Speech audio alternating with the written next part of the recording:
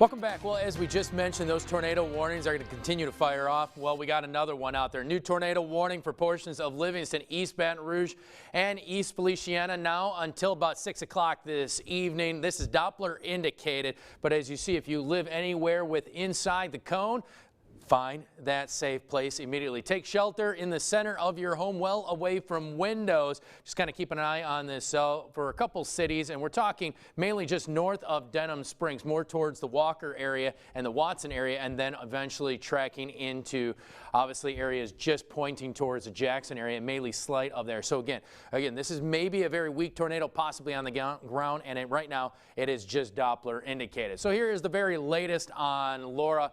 As of 5 o'clock this evening, winds are now sitting at 145 miles per hour. North-northwest at 15 miles per hour. Now sits 140 miles south of Lake Charles. Just look at this massive eye. It is huge out there.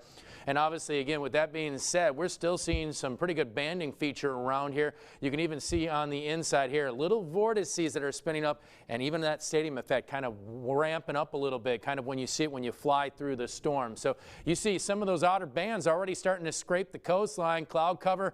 Really, overall conditions are going to continue to deteriorate as we head into the overnight hours. And just kind of looking at the water vapor for a couple reasons. We want to see dry air kind of get sucked into the center. That's not happening. That usually weakens the storm. We want to see wind shear. Yeah, a little bit up here, but nothing that's going to prevent any more possible, maybe just right around landfall, but until then, yeah, it's not going to prevent it. And then where do the steering winds? We saw it recently kind of take more of a north-northwest jog, meaning we could be seeing the overall track shift just a hair east before landfall. There still is that potential wiggle room out there where we could see it shift east by another 30 to 50 miles out there. And obviously, with that being said, then our impacts are going to increase. You got to remember the impacts are far reaching. We've already had multiple tornado warnings across the area. Well, that potential for heavy rainfall is going to move in, and those winds are going to get much stronger as we move into the evening hours. And notice, until this system kind of moves well to the east of us and that tail end gets cut off, we could be seeing rain throughout much of the evening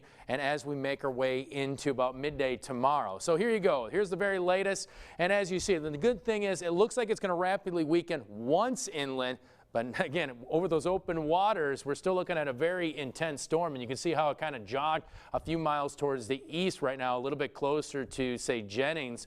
As you notice, some of these outside feeder bands, that's going to be our biggest concern. Yeah, we're going to see tropical storm force winds, but we're more concerned about these feeder bands kind of filtering in, and as you see here, some of the heavy pockets, more isolated tornadoes possible throughout the night. And even as we head into early morning, we're starting out around 2 to maybe 8, 9 o'clock in the morning, still dealing with showers across the area. And that's why we need to watch our rivers and streams, because you see here all of that's falling into the Amite River Basin, all north of I-12. And it all has to go downstream at some point. We're going to see a lot of that runoff and really not getting a break until about Thursday afternoon.